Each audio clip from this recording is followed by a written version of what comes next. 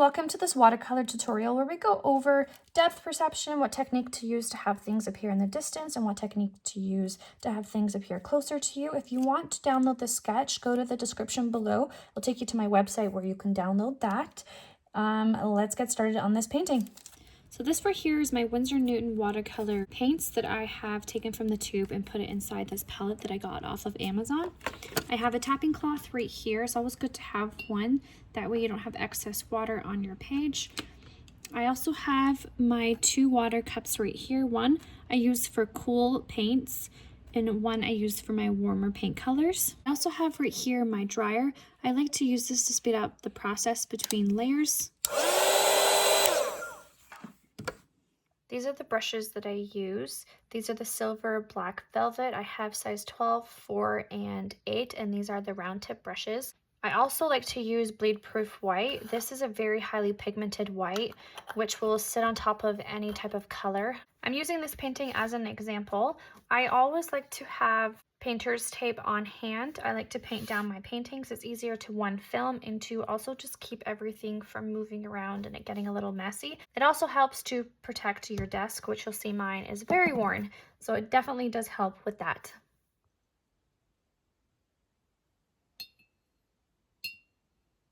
Okay, so I want to give this cabin a very moody vibe. So I'm going to come in here with some clean water.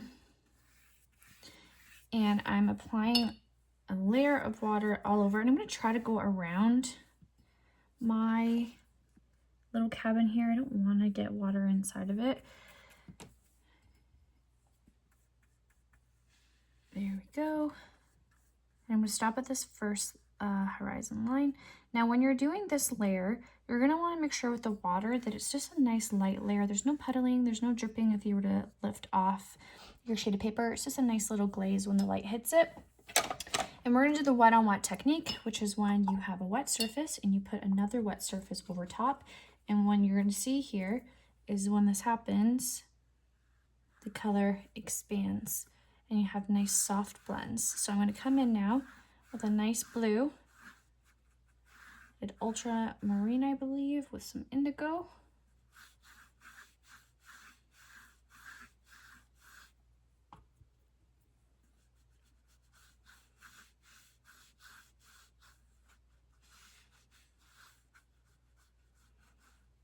And I'm going to come right up to the horizon line.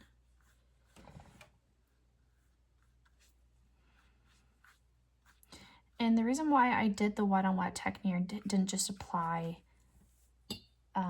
paint right to the page, that's because I wanted it to look very light and airy. I didn't want it to look super vibrant. And usually when you want things to appear in the background, the wet on wet technique is definitely the technique to use.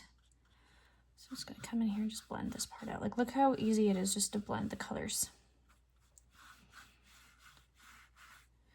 And then towards the top, I'm just going to bring in a little bit more indigo. And then while it's still damp, I'm going to come in with some green. And this is what I had just talked about, having things appear in the distance. So this color is going to expand on the page. And I'm just going to do like little dots and just let that wet on wet, just let it bleed and blend. I'm going to do some big trees, some little trees, spacing them out. Just let it do its thing. I can even change the colors of the green. Just blotting around, making shapes that look like there's trees in the distance. I'm gonna come in with some darker greens in some spots and layer over top.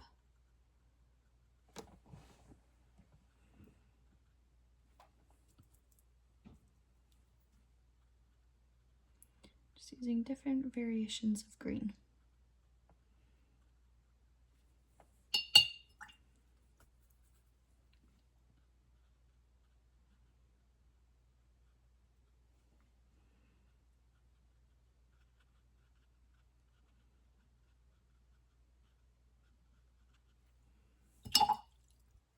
And right here I'm using hooker's green, and I'm also using sap green, and I just mix a little bit of indigo in there as well.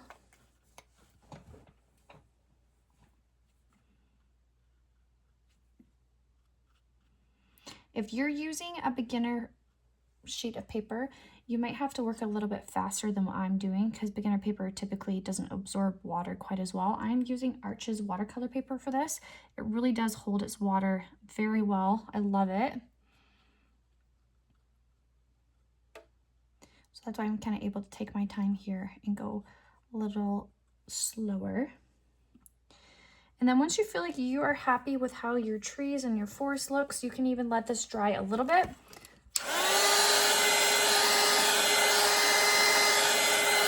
Not all the way. And then you can even come in with a darker color. And it will somewhat sit on top of the color that it's there. So my page, I would say, instead of being wet, it's more damp. Just to really make this forest look nice and full. So I'm gonna dry this because I'm pretty happy with how this looks, and then I can move on to the next step. Okay, now that it's dry, I can come in with another layer over top, and this is called the wet on dry technique. This is what kind of creates depth and dimension within your page. So I can come in and I'm gonna use the very tip of my brush here, okay? I'm coming on the very tip of my brush and I'm making little pine tree shapes. I like to leave white space in mine. I feel like it helps also give some dimension. So I'm just making some pine shapes. Now try not to overthink this at all. If you overthink it, you're just gonna talk yourself out of completing the painting. So just go for it. And again, come in with different variations of green. You don't have to just stick with one shade of green. You can tap in different parts of your trees here. I actually want mine to be a little bit darker than what this is. So I'm gonna mix in a little bit of indigo, a little bit of sap green, a little bit of hooker's green.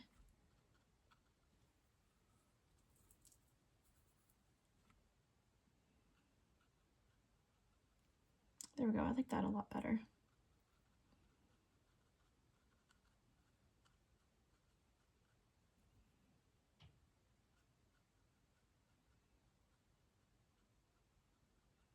Doing little flicking motions. And I'm just gonna do this all the way around my horizon line until I feel like I'm happy with what I have.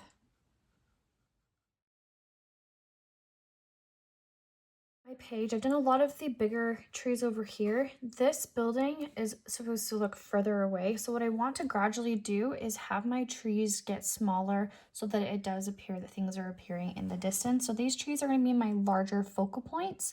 And then I'm going to move on over here and just space out my trees a little bit. And then just gradually have them just be a little bit smaller.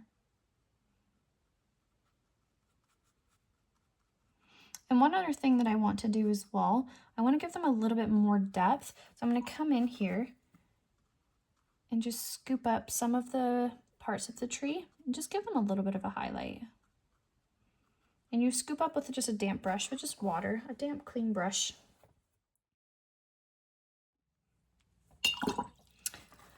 Okay, so I feel like I've got a nice flow here of my trees. And before I move on, I am going to put a little bit of my bleed-proof white over top. Now you're going to do similar brush strokes to what you have done when you're painting your tree, but just don't do as much. You just want these to just look as though we had a little snowfall.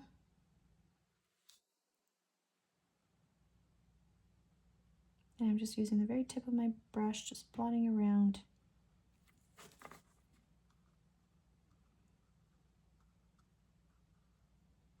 I actually don't love how I want it blended out a little bit. It was just a little bit too white. So I want it to appear in the distance. I just don't want it to stand out too much. There we go.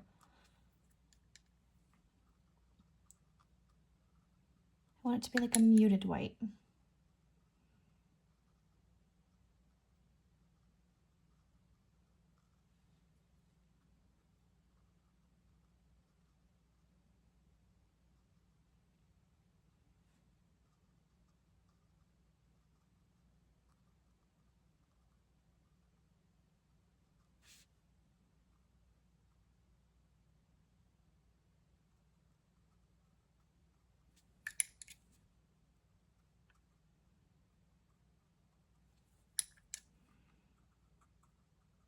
And then after this, we're gonna move on to the snow part down below. So for the snow, we're gonna want to focus on the shadows, especially when we're dealing with white. So I'm gonna mix in here a nice blue grayish wash. Wash is just when you have more water than pigment. So it's just a grayish blue color. I'm using indigo as well and with black, but again, tons of water. I'm gonna come underneath my little trees and I'm gonna start to create the effect of a shadow. Now I'm coming in here with the wet on dry technique, okay? So you'll see here, there's no soft blends, there's none of that. It's gonna just sit on top of the page. I'm gonna get some water, oops, one in the sky, some clean water, and I'm gonna touch that line with some clean water and I'm gonna drag it down a little bit. That way I can have a nice fade of my color. See that? How it just blends it out. It's no longer just sitting on top. I'm going to come in a little bit with a little bit of a green blue here just underneath, just to make some of this now blend with the wet on wet technique in some areas. I can even come in with a little bit of yellow in some of these trees.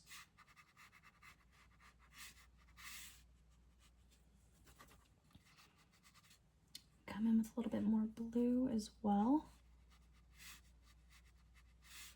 just to really make the shadow dark, because it is supposed to look further away. Okay, so at this point, I have to let this dry before I can move on to any other part of my painting, okay? Otherwise, I'm just gonna be left with just spreading of colors just everywhere. So I'm gonna hit this with the dryer, that way I can move on a little bit faster. There was a glitch in my video and I missed the first part of the recording of this tree. But anyway, we have moved on to our big statement tree. We'll see we started a little taller than the horizon trees. And I also went with a much darker color as well. I mixed indigo with black and some green as well. And just like the other trees, we started at the very top of the tree. We wanted it to be thin, and then as we go down towards the base of the tree to the bottom of the trunk, we're going to go larger brush strokes, the same technique as before. I'm leaving a little bit of white space, a little bit of gapping, and I'm just making this tree stand out and have it be extra bold. Having this tree darker is definitely going to help with your depth perception and having it appear closer to you on the page. I'm going to go past my line a little bit. I just feel like I want it just be a little bit bigger right down here. Okay, I did it. I don't know why, but I was kind of nervous. Sometimes trees can do me dirty, and I do get in my head, as I'm telling you guys not to get in your head. Sometimes I just don't love my trees, but that's okay. All right, so I have done my tree right in here, my big statement tree.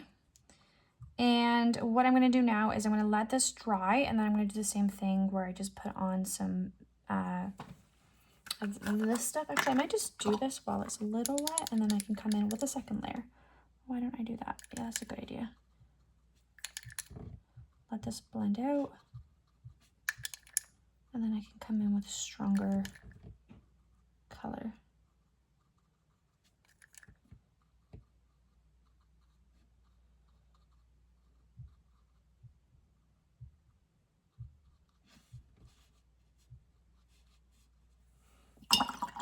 There we go. And I am going to let this dry, and I'm going to work on my cute little cabin right here. I want it to be nice and bright. I'm going to use that wet on dry technique again. I'm going to do one section at a time. So I'm going to come in with my red, just following my roof line.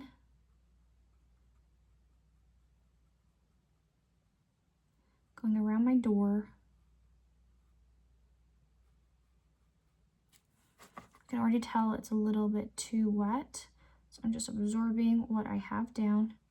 Okay, so with this color that I have, I want there to be some shadows. So what I'm going to do is I'm going to mix up a little bit of that shadow color right here into my red, and I'm going to come in and just touch my roof line a little bit, so that way I can have a little bit of a shadow underneath my roof. And I actually want my red to be a little bit more darker. So I'm going to come in with a burgundy color once this is dry. So I'm going to dry this really quick.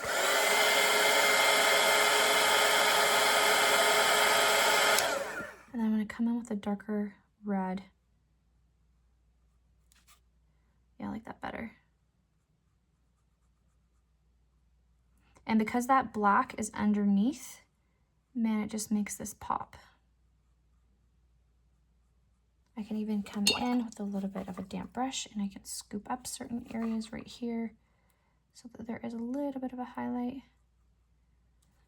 And then let this dry.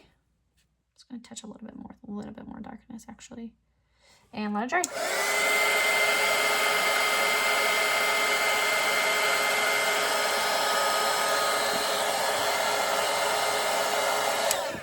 And we can do that again on this side. So I'm going to come in with my red.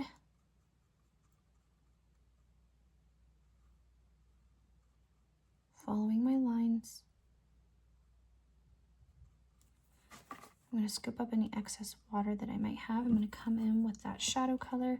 Just touch the edge of my roof here. And I'm going to dry it.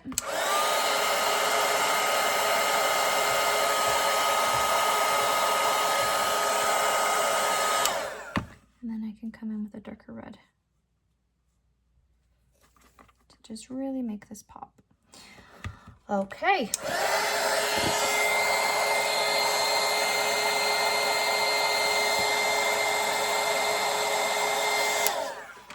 I just added a little bit more of a shadow. All right, so now that this part is done, it's really just the home stretch of just putting in some final details to just really just make this pop. So I'm gonna come in underneath my little tree area. I need to just absorb some of this red, get it away. Go away.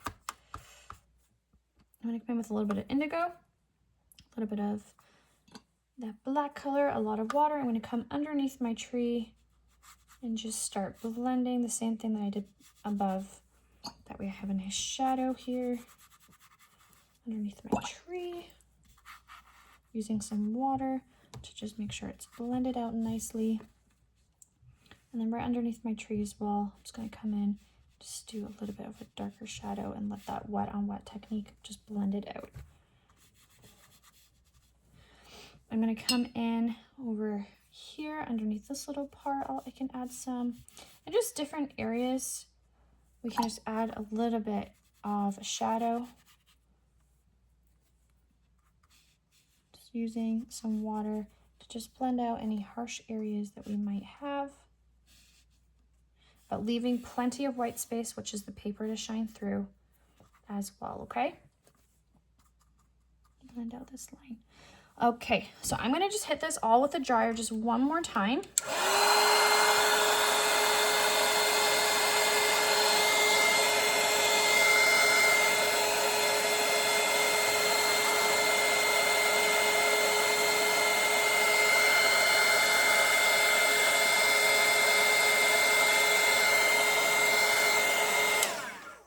And then with the very tip of my brush, I'm gonna come in and create a nice little tree. I don't like that color. I'm gonna come in with a darker color. Again, I don't wanna put that much pressure down. I want it to be a nice skinny little tree. And then I'm just gonna start making some loose lines coming from the tree, little branches.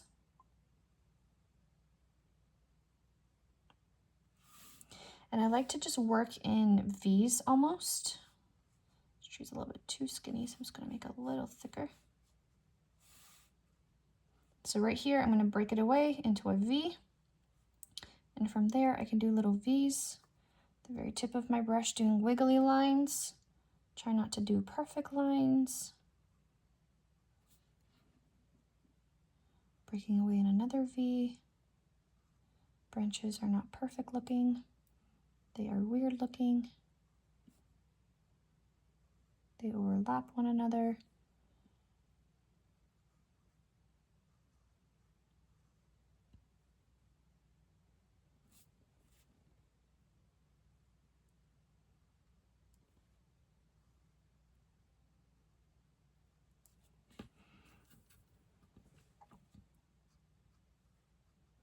And then I'm just adding a little bit of darkness to some of the areas here to make my little tree pop.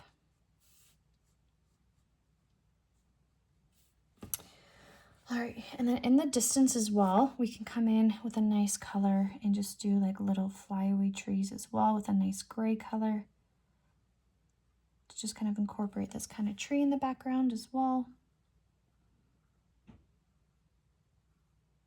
I'm using a very nice soft gray to do some trees. Sticking with that V formation that we talked about. And then I can come in, I do want to add just a little bit more of a shadow right underneath the base of this tree. So since that's dry, I can just come in and I'm doing a very similar technique. Just blending it out. And then using my bleed proof white, I can come in and just add a little bit more of a brighter color here.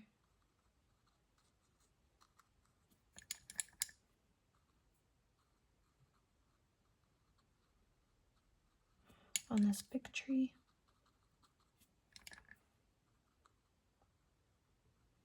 If you don't have this bleed proof white, sorry, I should have said this in the beginning, you can just use white acrylic paint, or if you have gouache, that works as well. I'm going to add just like a little bit of snow on this tree, just a little bit. I'm going to touch different points with my branch.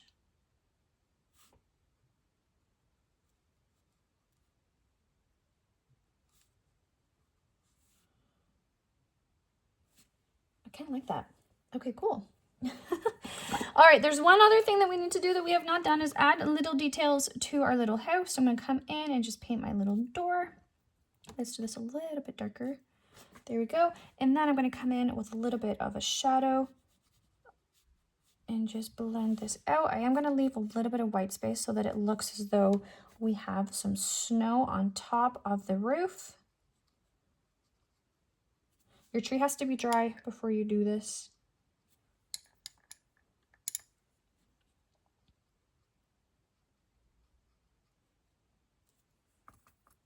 Just adding a little bit of a shadow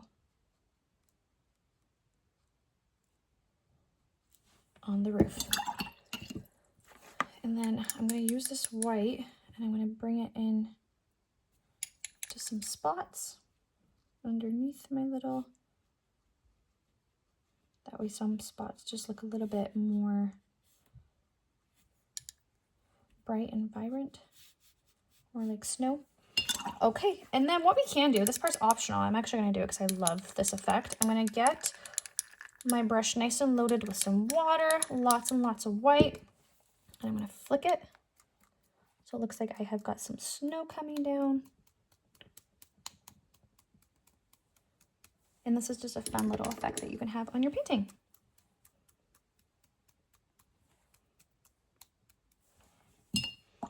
And there you have it, your little winter wonderland. I hope that you had fun learning about the wet on wet, the wet on dry, having things appear in the distance, letting it dry, and then having things appear closer to you by doing the wet on dry technique. If you've enjoyed this painting, please check out my other videos that I have, like and subscribe, and I'll paint with you soon. Happy painting!